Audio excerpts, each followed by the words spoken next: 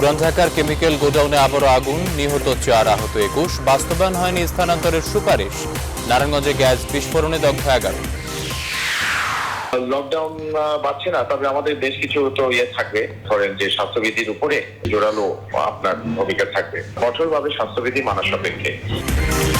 28 এপ্রিলের পর থাকছে না লকডাউন, স্বাস্থ্যবিধি মানাতে জোর দেবে সরকার। রোববার থেকে খুলছে শপিং মল, দোকানপাট, ঢিলে ঢালা ভাব অব্যাহত।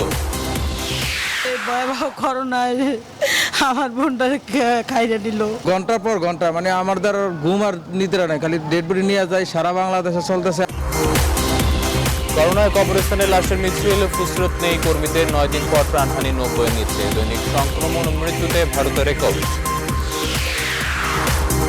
তাণ্ডবের বিচার চেয়ে হেফাজত থেকে কাশ্মীর পদত্যাগ, রিমান্ডে খালেদ সাইফুল্লাহ। ইসলামে পরচর্চা গ্রহণযোগ্য নয় বলছেন বিশেষজ্ঞরা। করোনার ঊর্ধ্বগতিতে মানসিক সংকট প্রকট, কুসংস্কার ও মৃত্যু ভয়ে অন্তত 5 জনের আত্মহত্যা। দীর্ঘমেয়াদের প্রভাব এখনো অজানা। লক্ষ্য পূরণে দিনরাত কর্মযজ্ঞ চলছে মেট্রো রেল প্রকল্পে। উত্তরা টু আগারগাঁও অগ্রগতি 84%। জাপান থেকে আনা 6 বগি দিয়াবাড়ি ডিপোতে। এবং ক্যান্ডিডেটসের তৃতীয় দিন শেষে 312 রানে এগিয়ে বাংলাদেশ। লিটন মুশফিকের অর্ধশতক, 3 উইকেট হারিয়ে দিন পার শ্রীলঙ্কা।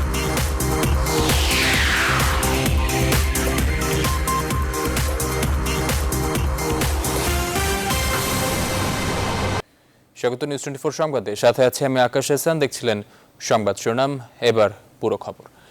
রাজধানীর আরমানি টোলায় আবাসিক ভবনের কেমিক্যাল গোডাউনে আবার আগুন। সে আগুন এখন পর্যন্ত কেড়ে নিয়েছে 4 জনের প্রাণ। আহতদের মিটফোর্ড ও শেখ হাসিনা জাতীয় বার্ন ইনস্টিটিউটে চিকিৎসা দেওয়া হচ্ছে। আবাসিক এলাকায় অবৈধ কেমিক্যাল গোডাউনের করায় মামলার প্রস্তুতি নিচ্ছে পুলিশ। ফায়ার সার্ভিস ও জেলা প্রশাসন ছাড়াও প্রশাসনের একাধিক দল জানিয়েছে ঘটনা তদন্তের কথা। আর এ সংক্রান্ত মামলা হয়েছে বংশাল থানায়। আলী তালুকদারকে সাথে নিয়ে আরো জানাচ্ছেন মাসুদ আলাবনী। শুক্রবার ভোর রাত 3:15টার পর পুরান ঢাকার আরমানি টোলায় হাজি মুসা মেনশনের এই 6তলা ভবনের নিচতলায় দাহ্য পদার্থের গোডাউন থেকে হঠাৎই আগুনের সূত্রপাত হয়, যা মুহূর্তেই ছড়িয়ে পড়ে পুরো ভবনে। কারেন্ট থেকে লাগছে কি কেমিক্যাল থেকে বলা যাচ্ছে না। এটাকে এখান থেকে স্থানান্তর করার জন্য আমাদের প্রক্রিয়া আরম্ভ হয়ে গেছে। খবর পেয়ে দ্রুত ফায়ার সার্ভিসের কর্মীরা ঘটনাস্থলে এসে আগুন নিয়ন্ত্রণের চেষ্টা করেন, কিন্তু নিচতলায় কেমিক্যালের গোডাউন থাকায় আগুন নেভাতে বেগ পেতে হয় ফায়ার সার্ভিসকে। প্রায় 3 ঘন্টা চেষ্টায় তাদের 19টি ইউনিট নিয়ন্ত্রণে আনে আগুন। ভবনটির বাকি 5 তলায় 18টি পরিবার বসবাস করতেন। বেশিরভাগ বাসিন্দা ভবনের ছাদে অবস্থান নেন। ফায়ার সার্ভিস ল্যাডার ইউনিট দিয়ে তাদের উদ্ধার করে। অনেকেই আবার গ্রিল ভেঙে পাশের ভবন দিয়ে বেরিয়ে যান। গ্রিল ভাঙার পরে তারপর ওই দিক থেকে আমরা পাশের ছাদে আর কি লাফ দিয়ে নামি। আমরা সবসময় বলতাম যে এখানে যে আপনারা কেমিক্যাল রাখেন, এই কেমিক্যাল কি আগুন ধরার কেমিক্যাল? পরে বলতে কি না, এগুলিতে আগুন ধরবে না আপা। কেমিক্যালের আগুনের ভয়াবহতা চিন্তা করে আশপাশের ভবন থেকেও বাসিন্দাদের সরিয়ে নেওয়া হয়। যেহেতু এটা একটা কেমিক্যালের গোডাউন, 6তলা বিল্ডিং এর নিচতলায় কেমিক্যালের আপনার দোকানগুলো আছে, সেখানে কেমিক্যালের মধ্যে আগুন লেগেছে। এ ঘটনায় আগুনে মারা যান সেখানকার বাসিন্দা কবির, নিরাপত্তা কর্মী রাসেল ও অলিউল্লাহ ব্যাপারী। এছাড়া হাসপাতালে নেয়ার পর মৃত্যু হয় ইডেন কলেজ ছাত্রী সুমাইয়ার। আহত হন ফায়ার সার্ভিসের কর্মী সহ অন্তত 21 জন। 4 জন আমরা অলরেডি আইসিইউতে নিয়ে গেছি, বাকি সবারই এটা ম্যাক্সিমামই হচ্ছে ইনহেলেশন বার্ন। পরে ঘটনাস্থলে আসেন আইন শৃঙ্খলা বাহিনী ও বিভিন্ন সংস্থার কর্মকর্তারা। কয়েকটা ড্রাম দেখতে পাচ্ছি, এখানে যে নীল কতগুলো ড্রাম দেখতে পাচ্ছি, হাইড্রোজেন পারঅক্সাইড, এটা ফ্লেমেবল কেমিক্যালস।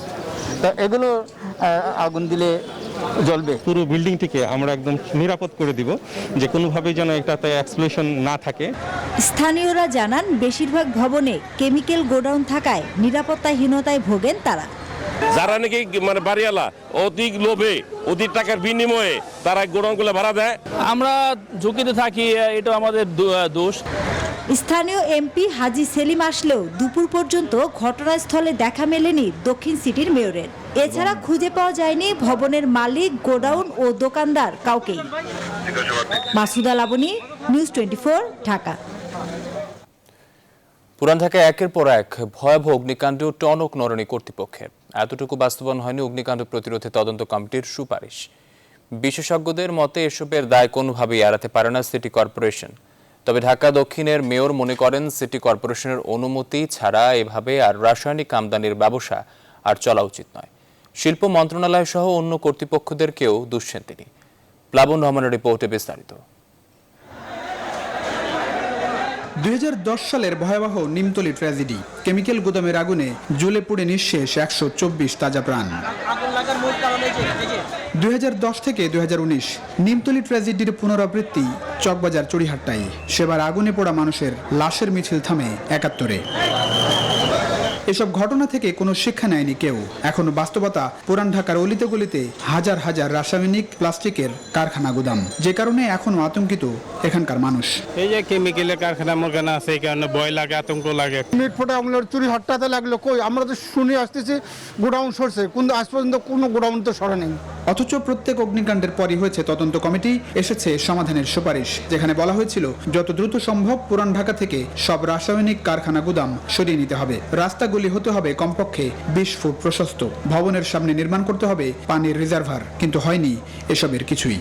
পুরান ঢাকায় আমি অন্তত 3টা ওয়ার্ডে সার্ভে করেছি। এখানে ইচ অ্যান্ড এভরি বিল্ডিং এর নিচে অলমোস্ট 90% বিল্ডিং এর নিচে কিন্তু কোনো না কোনো কেমিক্যাল গোডাউন আছে বা গোডাউন আছে।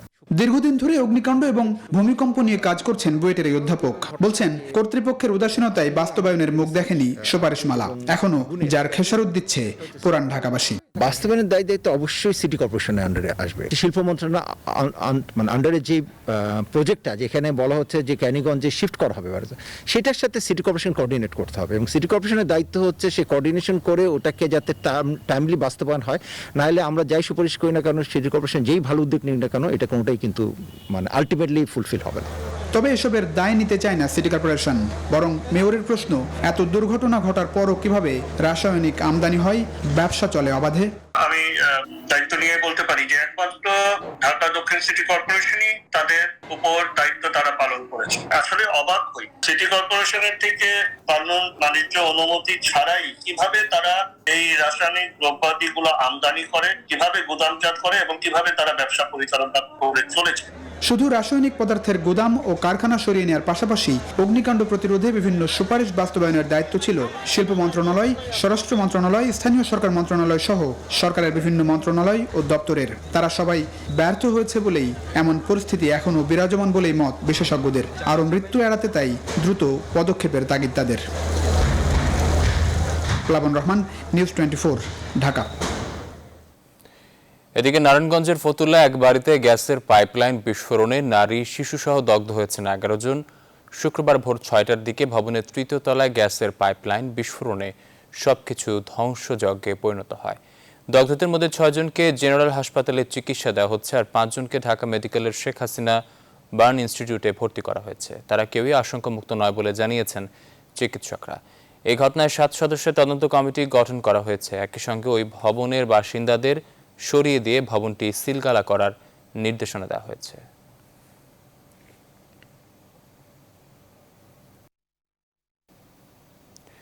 28 এপ্রিলের পর আর লকডাউন নয়, নো মাস্ক নো সার্ভিস জোরদার করা হবে বলে নিউজ 24-কে জানালেন জনপ্রশাসন প্রতিমন্ত্রী ফরহাদ হোসেন। সর্বাত্মক লকডাউনের মধ্যে রোববার থেকে দোকানপাট ও শপিং মল খুলে দেওয়ার সিদ্ধান্ত নিয়েছে সরকার। তবে এক্ষেত্রে নিশ্চিত করতে হবে স্বাস্থ্যবিধি। এদিকে সর্বাত্মক লকডাউনের 10ম দিনেও ঢিলেঢালা ভাব রাজধানী জুড়ে। তৌফিক মাহমুদ মুন্নার রিপোর্টে বিস্তারিত। মহামারী করোনার দ্বিতীয় ঢেউয়ের কারণে গেল 14 এপ্রিল থেকে 7 দিনের জন্য সর্বাত্মক লকডাউনের ঘোষণা দেয় সরকার। আরও এক দফা বাড়িয়ে করা হয় 14 দিন। সর্বাত্মক লকডাউনের 10ম দিনে শপিং মল ও দোকানপাট খোলার প্রজ্ঞাপন জারি করে সরকার। তবে নির্দেশনা অনুযায়ী সকাল থেকে বিকাল 5টা পর্যন্ত দোকানপাট ও শপিং মল খোলা রাখা যাবে, মানতে হবে স্বাস্থ্যবিধি। সরকারের এমন সিদ্ধান্তে খুশি ব্যবসায়ীরা। তারা প্রতিশ্রুতি দিচ্ছেন সরকারি নির্দেশনা পালন করবেন তারা। চেষ্টা করবো স্বাস্থ্যবিধি মেনে দোকানদারি করার জন্য। যেহেতু আমাদেরকে মনে করেন দেওয়ালে পিঠ থেকে গেছে, এখন যেহেতু আমাদের কয়েকটি ঘন্টা সময় দিছে, অবশ্যই আমরা একটা কাস্টমার সোশ্যাল ডিস্টেন্স মেনে চলবো। আমরা শতভাগ স্বাস্থ্যবিধি মেনে আমরা ব্যবসা পরিচালনা করব। যারা শতভাগ স্বাস্থ্যবিধি মেনে ব্যবসা পরিচালনা করবেন না, তাদের দোকানগুলো, তাদের প্রতিষ্ঠানগুলো স্ব মার্কেটের সমিতিতে অনুরোধ করব তারা যেন বন্ধ করে দেন। সর্বাত্মক লকডাউনের 10ম দিনে অনেকটা ঢিলেঢালা ভাব রাজধানী জুড়ে। স্বাস্থ্যবিধি মানার কোনো বালাই নেই। ঘামতেছি তো মুছতেছি, এখন পাউডার রাখলাম, ঘামে গেছি, মুছতেছি। মাস্কটা আসলে এটা নিতে যে ছিঁড়ে গেছে আর কি। মাস্ক এই যে করছে বলেন মাস্ক পরেনি কেন? করছি তো। জনপ্রশাসন প্রতিমন্ত্রী নিউজ 24-কে বলেন 28 এপ্রিলের পর আর বাড়ছে না লকডাউন, তবে স্বাস্থ্যবিধি নিশ্চিত সহ নানা সিদ্ধান্ত আসতে যাচ্ছে। লকডাউন বাড়ছে না, তবে আমাদের বেশ কিছু তো থাকবে। আমাদের মনে করেন যে স্বাস্থ্যবিধির উপরে জোরালো আপনার ভূমিকা থাকবে। কঠোরভাবে স্বাস্থ্যবিধি মানা সাপেক্ষে এখানে শতভাগ মাস্ক পরতে হবে। যে মানুষটি আসবে নো মাস্ক নো সার্ভিস। এখানে কোনো মানুষ যদি মাস্ক পরে না দেয় সে কোনো সার্ভিস পাবে না, সে কোনো জায়গা থেকে এই একটা আমাদের সামাজিক আন্দোলন তৈরি করছে। করোনা মোকাবেলায় সবাইকে নিয়ে সামাজিক আন্দোলন গড়ে তোলার আহ্বান জানান জনপ্রশাসন প্রতিমন্ত্রী। তৌফিক মাহমুদ মুন্না, নিউজ 24, ঢাকা। এবার স্বাস্থ্যবিধি উপেক্ষিত হলে আরো ভয়াবহ রূপে আসবে করোনার তৃতীয় ঢেউ, এমনটা জানালেন জনস্বাস্থ্যবিদরা। লকডাউনে জনসমাগম ও সামাজিক অনুষ্ঠান বন্ধ থাকায় মৃত্যু ও সংক্রমণের হার 20% নিচে রয়েছে বলেও জানান তারা। এদিকে 24 ঘন্টায় সারা দেশে করোনায় মৃত্যু হয়েছে 88 জনের, আর সংক্রমিত হয়েছেন 3629 জন। বিস্তারিত ফখরুল ইসলামের রিপোর্টে। করোনার দ্বিতীয় ঢেউয়ে সংক্রমণ ও মৃত্যুর উচ্চ হারে সর্বত্রই যেন শঙ্কা আর হাহাকার। লকডাউনের এই সময়ে জনসমাগম ও সামাজিক অনুষ্ঠান বন্ধ থাকায় 20% নিচে ছিল সংক্রমণের পরিসংখ্যান। তবে 28 এপ্রিল লকডাউন তুলে নেওয়া হলে পরিস্থিতি আবারও অবনতির শঙ্কায় জনস্বাস্থ্যবিদরা। রোগতত্ত্ব, রোগ নিয়ন্ত্রণ ও গবেষণা প্রতিষ্ঠানের এই উপদেষ্টা বলছেন, আবারও মানুষ স্বাস্থ্যবিধি অবহেলা করলে করোনা আরও ভয়াবহ রূপে ছড়াবে তৃতীয় ঢেউয়ে। সংক্রমণ পরিস্থিতি একটা স্থিতিশীল জায়গায় আছে। শতকরা 20-এর বেশি শনাক্তের হারটা এই মুহূর্তে উঠছে না কয়েকদিন ধরে। আমরা সতর্কতা সবকিছু পরিহার করি, তাহলে কিন্তু আবারও সংক্রমণ অনেক ঊর্ধ্বগতি হবে, যেটাকে মাননীয় মন্ত্রী মহোদয় তৃতীয় ঢেউয়ের কথা বলছেন। এটি কিন্তু দ্বিতীয় ঢেউয়ের চাইতে আরো মারাত্মক হবে, আরো অনেক বেশি আক্রান্ত হবে, মৃত্যুর সংখ্যাটা বেড়ে যাবে। টিকার মজুদ বাড়াতে চেষ্টা চালিয়ে যাওয়ার আহ্বান জানিয়ে হাসপাতালগুলোর সক্ষমতা বাড়ানোর আহ্বান জানান তিনি। শ্রমজীবী মানুষদের জীবিকাকে প্রাধান্য দিয়ে সরকার একটু শিথিল করেছে। সংক্রমণ পরিস্থিতি শিথিল হয়নি, সংক্রমণ পরিস্থিতি নিচে নামেনি, একটু স্থিতিশীল অবস্থা দেখছি। কাজে বিপদ আমাদের পুরো মাত্রাই আছে।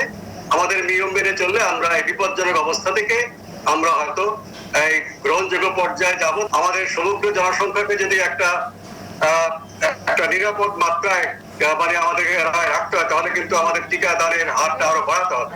স্বাস্থ্য অধিদপ্তরের হিসেবে 24 ঘন্টায় করোনায় 88 জনের প্রাণহানিতে মোট মৃত্যু সংখ্যা ছাড়িয়েছে 10,869 জন। সংক্রমিত হয়েছে 3629 জন। মোট সংক্রমণ ছাড়িয়েছে 7,39,000-এর বেশি। মোট সুস্থ হয়েছেন 6,47,000-এর বেশি। ফখরুল ইসলাম, নিউজ 24, ঢাকা। রাজধানীতে করোনায় মৃতের সংখ্যা অস্বাভাবিক বেড়ে যাওয়ায় গোরস্থানগুলোর দীর্ঘ হচ্ছে কবরের সারি। বিশেষ করে গেল 2 সপ্তাহ ধরে মৃত্যুর ঊর্ধ্ব গতিতে লাশ দাফনে বেগ পেতে হচ্ছে গোরস্থান কর্তৃপক্ষকে। লাশের চাপে আগেভাগে কবর খুঁড়ে রাখছেন কর্মীরা। হাসপাতাল আর গোরস্থানে করোনার ভয়াবহ এমন চিত্রের বাইরে উদাসীন বেশিরভাগ মানুষ। বিস্তারিত মাহমুদুল হাসানের রিপোর্টে। রাজধানীর রায়ের বাজার শহীদ বুদ্ধিজীবী স্মৃতিসৌধের ঠিক পেছনে ঢাকা উত্তর সিটির বিশাল এই গোরস্থান। শুক্রবার জুম্মার নামাজ শেষে গোরখোদকদের এমন ব্যস্ততা। প্রতিদিনই করোনায় যাদের মৃত্যু হচ্ছে তাদেরকে দাফন করা হচ্ছে এই কবরস্থানে। মাটির বুকে শেষ আশ্রয় হয় যাদের, তারা কারো পিতা, কারো ভাই বা আর কোনো আপনজন। করোনা আক্রান্ত হয়ে ঢাকায় চিকিৎসাধীন অবস্থায় মারা যাওয়া ব্যক্তির পরিবারের সদস্যরা এসেছেন শেষ বিদায় জানাতে। প্রাইভেটে ভর্তি করতে নিলাম, নেওয়ার মনে হয় আধা ঘন্টার মধ্যেই সে আর চলে গেছে, আর নেই। এই ভয়াবহ করোনায় আমার বোনটা খাইয়ে দিল। 6 দিন আগে আমার স্ত্রী ইন্তেকাল করেছেন। আমি প্রতিদিন এখানে জিয়ারত করতে আসি। এই সারিতে যাদের সমাহিত করা হয়েছে তাদের সবারই মৃত্যুর কারণ করোনা। পাল্লা দিয়ে বাড়ছে মৃত্যু, এজন্য নতুন কবর খোঁড়া হয়েছে আগেভাগেই। দ্রুত বাড়ছে লাশের সারি। সপ্তাহখানেক আগে মারা যাওয়া ব্যক্তির স্বজনদেরই কষ্ট হচ্ছে পুরনো কবর খুঁজে বের করতে। 1 ঘন্টার মধ্যে দেখলাম যে 4টা জানাজা হচ্ছে। আমরা 2টা জানাজায় অংশগ্রহণ করেছি। ঘন্টার পর ঘন্টা আমার দ্বারা ঘুম আর নিদ্রা নেই, খালি ডেড বডি নিয়ে যায়, সারা বাংলাদেশে চলতেছে। গোরস্থানের কর্মীরা বলছেন প্রতিদিনই গোরস্থানে আসা মৃতদেহের সঙ্গে পাল্লা দিয়ে কবর খুঁড়তে হিমশিম খাচ্ছেন তারা। তারপরেও সচেতন নন কেউই। যে জায়গায় করোনার লোক দিয়ে পারা ওই জায়গায় ম্যাক্সিমাম মাস্ক নাই মুখে, কেউ ওইটা মেনটেন করতেছে না, মনে হচ্ছে নর্মালি চলাফেরা করতেছে। একজন মানুষের লস একটা ফ্যামিলির জন্য বিশাল ডিজাস্টার। যার ফ্যামিলি থেকে লোকজন চলে যায় ওনারা বুঝেন তাদের কত কষ্ট। সরকারি নির্দেশনা মেনে চলবো, মাস্ক ব্যবহার করব। শুক্রবারও বাড়তি ভিড় ছিল রাজধানীর করোনা হাসপাতালগুলোতে। হাসপাতাল আর গোরস্থানে করোনার ভয়াবহতা দৃশ্যমান হলেও স্বাস্থ্যবিধি মানার ক্ষেত্রে মানুষের উদাসীনতায় উদ্বিগ্ন বিশেষজ্ঞরা। মাহমুদুল হাসান, নিউজ 24, ঢাকা। করোনায় ক্ষতিগ্রস্ত মানুষের জন্য প্রয়োজনীয় অর্থ সহায়তার পাশাপাশি লকডাউন শিথিল করতে সরকারের প্রতি আহ্বান জানান জাতীয় পার্টির চেয়ারম্যান ও বিরোধী দলীয় উপনেতা জিএম কাদের। তিনি বলেন, খাদ্য নিরাপত্তা নিশ্চিত না করে লকডাউনের সুফল অর্জন সম্ভব নয়। শুক্রবার এক ভিডিও বার্তায় এসব কথা বলেন তিনি। করোনা মহামারীর প্রভাবে দেশের দরিদ্র মানুষের সংখ্যা অনেক বৃদ্ধি পেয়েছে। 2.5 কোটি মানুষ নতুন করে দরিদ্র হয়েছে বলে জানা যাচ্ছে। সে প্রেক্ষিতে লকডাউনে ক্ষতিগ্রস্তদের জন্য প্রধানমন্ত্রী যে অর্থ সহায়তার ঘোষণা করেছেন তা একেবারেই অপ্রতুল। আমি সরকারের কাছে লকডাউনে ক্ষতিগ্রস্ত মানুষগুলির জন্য অর্থ সহায়তা বৃদ্ধির দাবি জানাচ্ছি। একই সঙ্গে লকডাউন শিথিল বা সম্ভব হলে সম্পূর্ণ প্রত্যাহারের দাবি জানাচ্ছি। আওয়ামী লীগের সাধারণ সম্পাদক ওবায়দুল কাদের বলেছেন, ঢাকা, চট্টগ্রাম, ব্রাহ্মণবাড়িয়ায় হেফাজতের তাণ্ডবের সব ঘটনায় বিএনপি জড়িত। বিএনপি মুক্তিযুদ্ধের চেতনা বিরোধী এবং উগ্র সাম্প্রদায়িক দানবের প্রকাশ্য পৃষ্ঠপোষক দল বলেও মন্তব্য করেন তিনি। নিজ বাসা থেকে দেওয়া ভিডিও বার্তায় তিনি এসব কথা বলেন।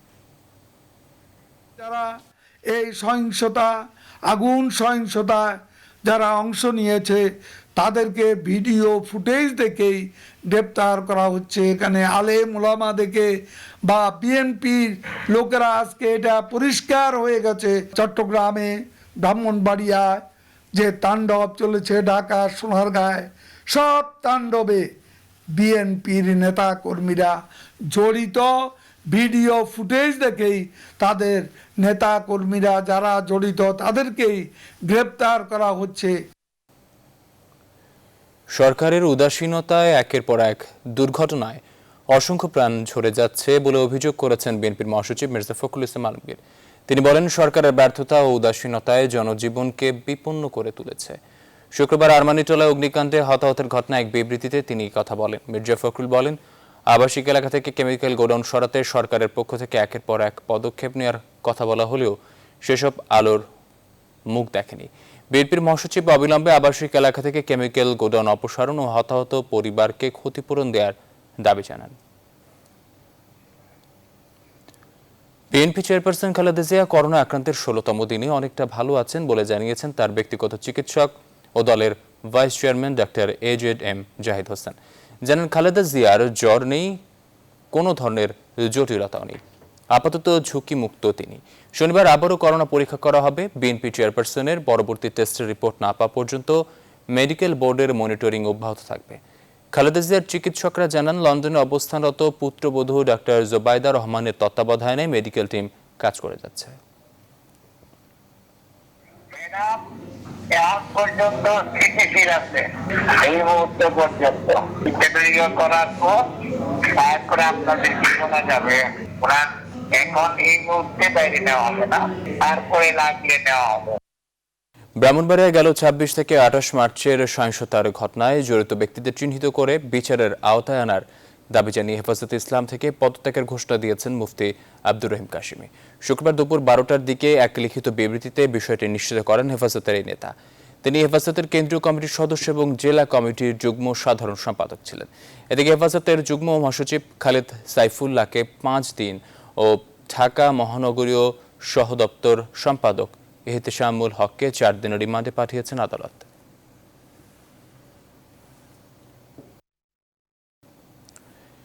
নামে ওয়াজ মাহফিল, কিন্তু বক্তব্যের বিষয় আর বাচন ভঙ্গিতে সিনেমার গান, ব্যঙ্গ বিদ্রুপ, পরচর্চার তিরস্কার। ধর্মীয় আসরে এই ধর্ম দর্শনের গুরুত্ব কমে যেখানে মুখ্য হয়ে ওঠে ব্যক্তিগত আলাপ, পারিবারিক কেচ্ছা আর গিবত। ওয়াজ মাহফিলের নামে এমন আচরণকারীদের বেদাত মোটেও গ্রহণযোগ্য নয়, এমন মন্তব্য করেছেন ইসলামী চিন্তাবিদরা। সুকুনা আমিরের প্রতিবেদন।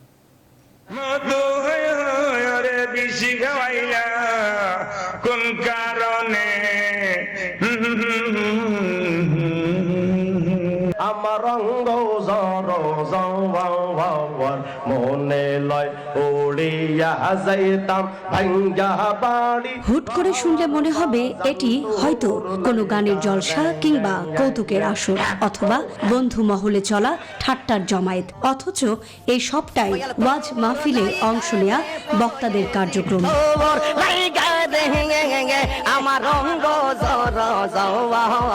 সিনেমার গান, ছন্দে ছন্দ মিলিয়ে ব্যঙ্গ বিদ্রুপ, চিৎকারের সুরে পরচর্চা, তিরস্কার, কখনো আবার যোগ হয় অশুদ্ধ বক্তব্য আর অশালীন অঙ্গভঙ্গি। এসব কিছুর মধ্যে ধর্মীয় দর্শন, হাদিস পাঠ, কোরআন তেলাওয়াত যেন খুবই কম গুরুত্বপূর্ণ, বরং ব্যক্তিগত গল্প, পারিবারিক কেচ্ছা আর অন্যের দোষ ধরাই যেন এসব বক্তাদের মূল লক্ষ্য। প্রচলিত যে ওয়াজ মাহফিলের নামে কিছু কিছু বক্তা যে কাজটি করছেন, বিভিন্ন গানের সুর নকল করছেন অথবা গান গাচ্ছেন, একে অপরকে নিয়ে মজাক করছেন, হ্যাঁ, এটার দ্বারা আমি যতটুকু বুঝি এর দ্বারা হলো জনগণকে হাসানো, কাঁদানো অথবা জনগণকে একটা বাহবা নেওয়া উদ্দেশ্য। এর দ্বারা আসলে ওয়াজ মাহফিলের দ্বারা যে হেদায়েতটা আসতো সে হেদায়েতটা এর দ্বারা কখনো আসবে না।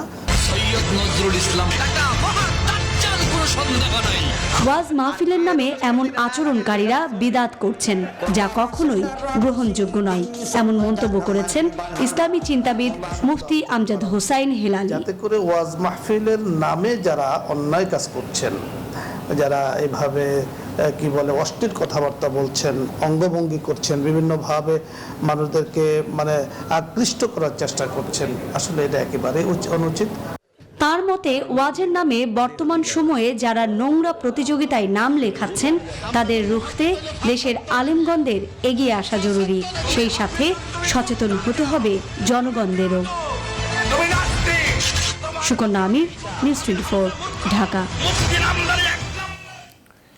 এবার নগদের সৌজন্যে বিশেষ আয়োজন বিজয় থেকে অর্জনে।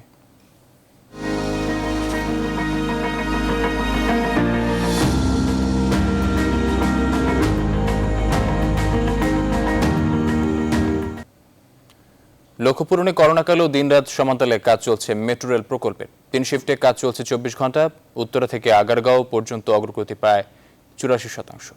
এর মধ্যে জাপান থেকে রাজধানীর উত্তরা ডিপোতে পৌঁছেছে মেট্রো রেলের কোচ। প্রকল্প পরিচালক বলছে 19 ধাপের পরীক্ষা শেষে জোড়া লাগবে দেশের প্রথম মেট্রো রেল। প্লাবন রহমানের রিপোর্ট। মেট্রো রেলের আগারগাঁও স্টেশন, যেখানে মধ্যরাতেও থেমে নেই প্রকল্পের কাজে নিয়োজিত শ্রমিকরা। করোনার ভয় শঙ্কাকে পেছনে ফেলে এগুচ্ছে মেট্রো রেল বাস্তবায়নের কাজ। বিশাল এই কর্মযজ্ঞের মাধ্যমে আগারগাঁও স্টেশনের ঢালাইয়ের কাজ চলছে। এখানে বিভিন্ন শপ হবে, টিকিট কাউন্টার হবে, এসকেলেটর এন্ড লিফটের সুবিধা আছে। প্যাসেঞ্জাররা ডিরেক্টলি উপরে চলে যাবে, যেটা হচ্ছে আমাদের প্ল্যাটফর্ম লেভেল। দেন ওই প্ল্যাটফর্ম লেভেল থেকে আমরা ট্রেনে উঠতে হবে। মেট্রো রেল প্রকল্পের অগ্রগতি রিপোর্ট বলছে উত্তরা থেকে আগারগাঁও অংশে কাজ শেষ হয়েছে 83.52 ভাগ, আর আগারগাঁও থেকে মতিঝিল কাজের অগ্রগতি 57.68 ভাগ। সব মিলিয়ে এই মেগা প্রকল্পের সার্বিক অগ্রগতি এখন 61.49 ভাগ। দেশে করোনার কঠিন পরিস্থিতির মধ্যে ভেবে দিনরাত কাজ চলছে মেট্রো রেল প্রকল্পে।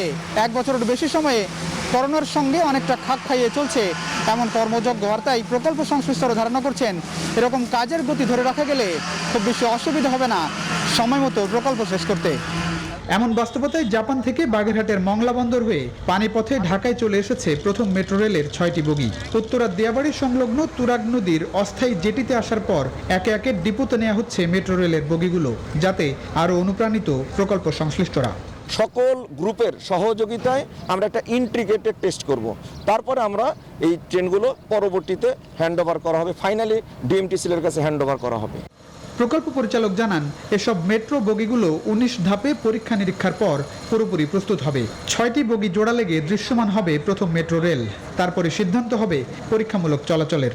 আমরা যদি জাপানে যেয়ে দেখে তারপরে যদি আমরা ইন্টিগ্রেটেড টেস্টটা আমরা ওখানে করে নিয়ে আসতে পারতাম, আমাদের 19টা টেস্টের প্রয়োজন হয়, তাহলে আমরা এখনই বলে দিতে পারতাম যে এত দিনের ভিতরে সম্পন্ন হবে। এই ধরেন 1.5 থেকে 2 মাসের ভিতরে ইন্টিগ্রেটেড টেস্ট পরিপূর্ণভাবে সম্পন্ন করা যাবে, তারপরে আমরা ট্রায়াল রানের দিকে যাব। জাপানের কাওয়াসাকি মিৎসুবিশি কনসোর্টিয়াম বাংলাদেশের প্রথম মেট্রো রেলের জন্য এরকম 24 সেট ট্রেন নির্মাণ করছে। সব মিলিয়ে 24 সেট ট্রেনের 144 বগি আসবে বাংলাদেশে। প্লাবন রহমান, নিউজ 24, ঢাকা। মেট্রো রেলের প্রথম সেটের 6টি বগি কারিগরি পরীক্ষা শেষ হতে 1.5 থেকে 2 মাস সময় লাগতে পারে জানিয়েছেন ঢাকা ম্যাস ট্রানজিট কোম্পানি লিমিটেডের project manager ABM Arifur Rahman. শুক্রবার সকালে রাজধানীর উত্তরা দিয়াবাড়ি এলাকায় মেট্রো রেলের জেটি থেকে অবশিষ্ট 3টি বগি দিয়াবাড়ি ডিপোতে নিয়ে যাওয়া হয়। এ সময় মেট্রো রেল বগি নিয়ে পরবর্তী করণীয় বিষয়ে সাংবাদিকদের এসব তথ্য জানান তিনি। এর আগে বৃহস্পতিবার 3টি বগি ডিপোতে নিয়ে যাওয়া হয়। এ সময় বগিগুলো পরীক্ষা নিরীক্ষার পরই সেগুলো ট্রেন লাইনে তোলা হবে বলে জানান ঢাকা মেট্রো রেল কর্তৃপক্ষ।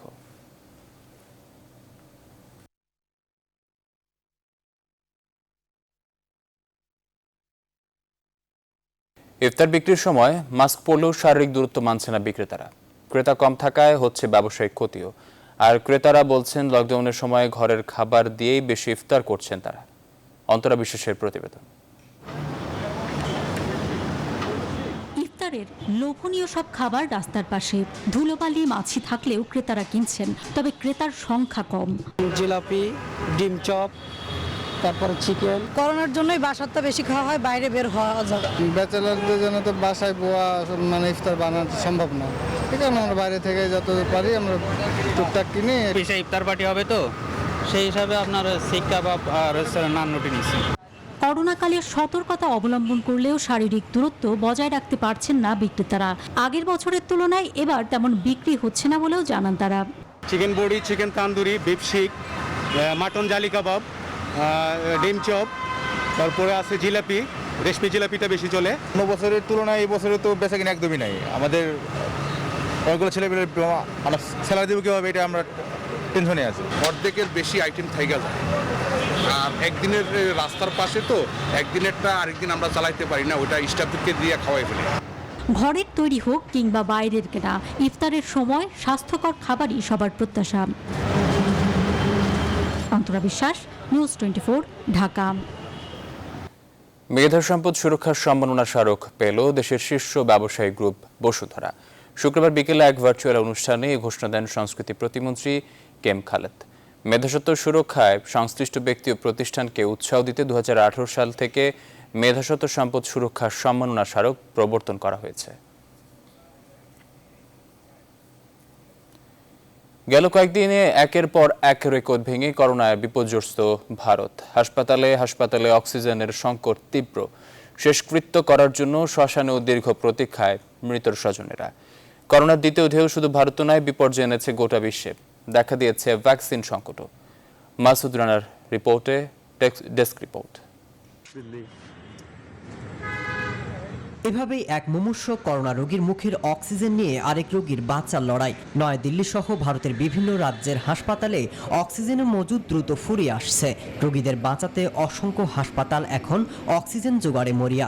বর্তমান জনস্বাস্থ্য সংকটকে জাতীয় জরুরি পরিস্থিতি হিসেবে অভিহিত করেছেন দেশটির সুপ্রিম কোর্ট। এ অবস্থায় শুক্রবার করোনা রোগীদের ক্ষেত্রে হেপাটাইটিসের ওষুধ ভিরাফিন ব্যবহারের অনুমতি দেওয়া হয়েছে। 24 ঘন্টায় ভারতে 3,32,000-এর বেশি করোনা রোগী শনাক্ত হয়েছে। বিশ্বের কোনো দেশে এখন পর্যন্ত একদিনে এত রোগী আগে কখনো শনাক্ত হয়নি। এমনকি মৃত্যুতেও নতুন রেকর্ড হয়েছে। দিনরাত 24 ঘন্টা কাজ করেও শ্মশানে ফুরাচ্ছে না লাশের সারি। উপায়ন্তর না দেখে জ্বালানো হচ্ছে গণচিতা। পরিস্থিতি মোকাবেলায় পশ্চিমবঙ্গে নির্বাচনী প্রচার সফর বাতিল করে শুক্রবার করোনা পরিস্থিতি নিয়ে উচ্চ পর্যায়ের বৈঠকে বসেন প্রধানমন্ত্রী নরেন্দ্র মোদী। এদিকে মহামারী মোকাবেলায় বেশ কয়েকটি টিকা আশার সঞ্চার করলেও সরবরাহের ঘাটতি সে আশাও ফিকে করে দিচ্ছে। টিকা সরবরাহের ঘাটতির কারণে বিশ্ব স্বাস্থ্য সংস্থার কোভ্যাক্স কর্মসূচিও বড় সংকটে পড়েছে। চুক্তি অনুযায়ী ভ্যাকসিন সরবরাহ না করতে পারায় অ্যাস্ট্রাজেনিকার বিরুদ্ধে মামলা করেছে ইউরোপীয় ইউনিয়ন। এরই মাঝে বেশ কয়েকটি দেশে নকল টিকা বিক্রির অভিযোগ উঠেছে। মাসুদ রানা, নিউজ 24। মিয়ানমারের জান্তা নেতা মিন অং এর বিরুদ্ধে মানবতা বিরোধী অপরাধ তদন্তের আহ্বান জানিয়েছে আন্তর্জাতিক মানবাধিকার সংস্থা অ্যামনেস্টি ইন্টারন্যাশনাল। দেশটির সংকট নিয়ে শনিবার জাকার্তায় দক্ষিণ পূর্ব এশিয়ার দেশগুলোর জোট আসিয়ান সম্মেলনে যোগ দেওয়ার কথা রয়েছে মিনের। এর আগেই তার বিরুদ্ধে তদন্তের আহ্বান জানালো অ্যামনেস্টি। এবারের আসিয়ান সম্মেলনে মিয়ানমার সংকট সমাধানের প্রথম জোরালো পদক্ষেপ বলে মনে করা হচ্ছে। এর মাঝে আসিয়ান থেকে দেশটির সদস্যপদ বাতিলের বিষয়টি বিবেচনার আহ্বান জানিয়েছে কয়েকটি মানবাধিকার সংস্থা।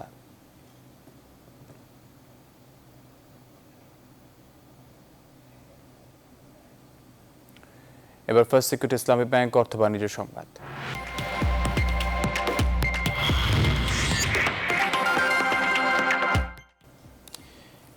রমজানের মধ্যেও লকডাউনের কারণে দেশের বৃহত্তর পাইকারি বাজার চট্টগ্রামের খাতুনগঞ্জ ক্রেতা শূন্য।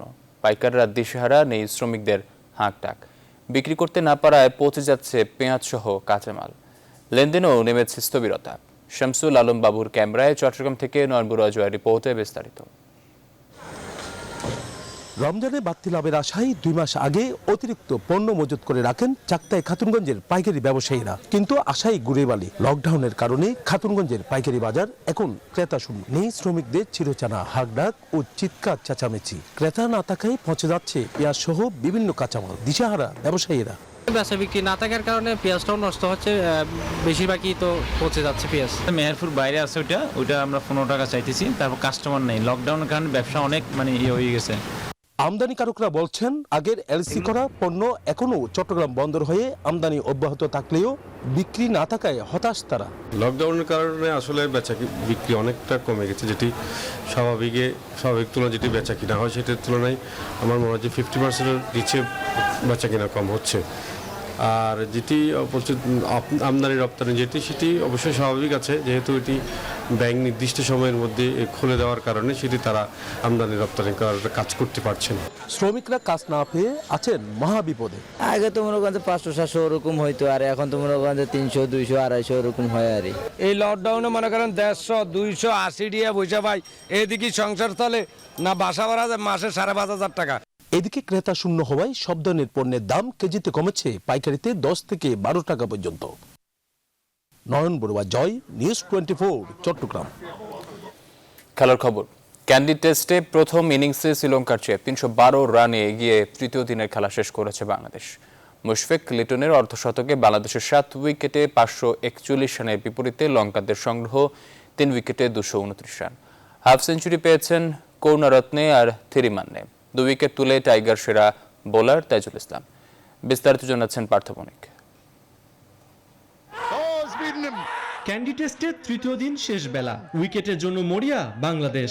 71তম ওভারে করুণারত্নেকে প্যাভিলিয়নের পথ দেখিয়ে দিয়েছিলেন আম্পায়ার রুচিরা পাল্লিয়া গুরুজি, কিন্তু সে যাত্রায় রিভিউ নিয়ে বেঁচে যান লঙ্কান ওপেনার। নাছোড়বান্দা তাইজুলের শেষ বলে ফের লেগ বিফোরের আবেদন, তবে রিভিউ নিয়েও ফেরানো যায়নি করুণারত্নেকে। দিন শেষে যার নেতৃত্বে আরো একদিনের জন্য পাল্লে কেল্লে টেস্ট আগলে রাখলো শ্রীলঙ্কা। তৃতীয় দিন প্রথম সেশনে মাত্র 18 ওভার ব্যাটিং করে বাংলাদেশ। এই সময় হাফ সেঞ্চুরি তুলে নেন মুশফিক আর লিটন। 50 করে বিদায় নিলেও 68 রানে অপরাজিত থাকেন মুশফিক। তার ব্যাটে ভর করেই 7 উইকেটে 541 রানে ইনিংস ঘোষণা দেয় বাংলাদেশ। পাল্লে কেল্লের স্পিনিং স্বর্গ তৃতীয় দিনও মুখ তুলে চায়নি স্পিনারদের প্রতি, আর তাই তো করুণারত্নে আর থিরিমান্নের ওপেনিং জুটিতে 114 রান স্বাগতিকদের খাতায়। 58 রানে থিরিমান্নেকে ফিরে ব্রেক থ্রু এনে দেন মিরাজ। এরপর ওশাদা ফার্নান্দো আর অ্যাঞ্জেলো ম্যাথিউস উইকেটে এলেও তাদের থিতু হতে দেননি তাসকিন ও তাইজুল। এ দুজনের শিকার হয়ে ব্যক্তিগত 30 রানের আগেই পথ ধরেন ফার্নান্দো ও ম্যাথিউস। লঙ্কানরা তৃতীয় দিন পার করে 3 উইকেটে 229 রান নিয়ে, আর বাংলাদেশ মাঠ ছাড়ে 312 রানে এগিয়ে। পার্থবণিক, নিউজ 24। আনপ্রেডিক্টেবল খেতাবটা যেন ক্রিকেট বিশ্বে শুধু পাকিস্তানের। সফলতার চূড়া হোক কিংবা ব্যর্থতার খাত, অবস্থার পরিবর্তন ঘটতে পাক ক্রিকেটারদের সময় লাগে না এক মুহূর্ত। এই যেমন প্রথম টি-20 দাপটের সাথে জিতলেও জিম্বাবুয়ের বিপক্ষে দ্বিতীয় টি-20 19 রানে হেরে বসেছে বাবর আজমের দল। হারারেতে টসে জিতে জিম্বাবুয়েকে এদিন ব্যাটিংয়ে পাঠান পাক ক্যাপ্টেন বাবর আজম। ওপেনার তিনাশের 34 ছাড়া স্বাগতিক দলের কেউই এদিন 20 রানের কোটাও পেরোতে পারেনি। ফলে নির্ধারিত ওভারে রোডেশিয়ানদের সংগ্রহ দ্বারায় 9 উইকেটে 118 রান। লক্ষ্য তাড়া করতে নেমে বাবর আজম ছাড়া বাকি পাক ব্যাটসম্যানরা ছিলেন আসা যাওয়ার মধ্যে। বাবরের ব্যাট থেকে 41 রান এলেও গোটা দল অল আউট হয় 99 রানে। 4 উইকেট নিয়ে ম্যাচ সেরা হয়েছেন স্বাগতিক পেসার লুক জং উই। আগামী রবিবার সিরিজ নির্ধারণী শেষ টি-20তে ফের মুখোমুখি হবে দুই দল।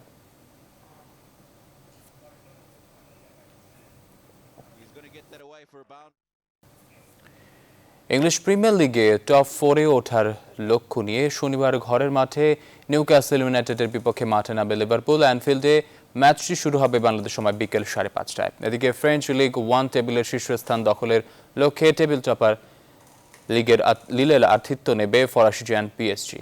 ম্যাচটি শুরু হবে রাত 9টায়।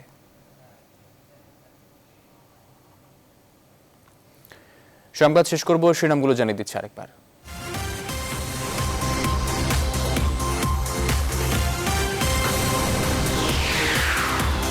পুরান ঢাকা কেমিক্যাল গোডাউন আবারও আগুন, নিহত 4, আহত 21। বাস্তবায়ন হয়নি স্থানান্তরের সুপারিশ, নারায়ণগঞ্জে গ্যাস বিস্ফোরণে দগ্ধ 11। লকডাউন বাড়ছে না, তবে আমাদের বেশ কিছু তো থাকবে, ধরেন যে স্বাস্থ্যবিধির উপরে জোরালো আপনার ভূমিকা থাকবে, কঠোরভাবে স্বাস্থ্যবিধি মানা সাপেক্ষে। 28 এপ্রিলের পর থাকছে না লকডাউন, স্বাস্থ্যবিধি মানাতে জোর দেবে সরকার। রোববার থেকে খুলছে শপিং মল, দোকানপাট, ঢিলে ঢালা ভাব অব্যাহত। ভয়াবহ করোনায় আমার বোনটা খাইয়ে নিল ঘন্টার পর ঘন্টা, মানে আমার দ্বারা ঘুম আর নিদ্রা নাই, খালি ডেড বডি নিয়ে যায়, সারা বাংলাদেশে চলতেছে। করোনার কবরস্থানে লাশের মিছিল, ফুসরত নেই কর্মীদের। 9 দিন পর প্রাণহানি 90-এর নিচে। দৈনিক সংক্রমণ ও মৃত্যুতে ভারতের রেকর্ড। তাণ্ডবের বিচার চেয়ে হেফাজত থেকে কাশ্মীর পদত্যাগ, রিমান্ডে খালেদ সাইফুল্লাহ। ইসলামে পরচর্চা গ্রহণযোগ্য নয় বলছেন বিশেষজ্ঞরা। করোনার ঊর্ধ্বগতিতে মানসিক সংকট প্রকট, কুসংস্কার ও মৃত্যু ভয়ে অন্তত 5 জনের আত্মহত্যা। দীর্ঘমেয়াদের প্রভাব এখনো অজানা। লক্ষ্য পূরণে দিনরাত কর্মযজ্ঞ চলছে মেট্রো রেল প্রকল্পে। উত্তরা টু আগারগাঁও অগ্রগতি 84%। জাপান থেকে আনা 6 বগি দিয়াবাড়ি ডিপোতে। এবং ক্যান্ডি টেস্টের তৃতীয় দিন শেষে 312 রানে এগিয়ে বাংলাদেশ। লিটন মুশফিকেরও অর্ধশতক, 3 উইকেট হারিয়ে দিন পার শ্রীলঙ্কা। দর্শক, এই ছিল এখনকার আয়োজনের সাথে থাকার জন্য ধন্যবাদ সবাই।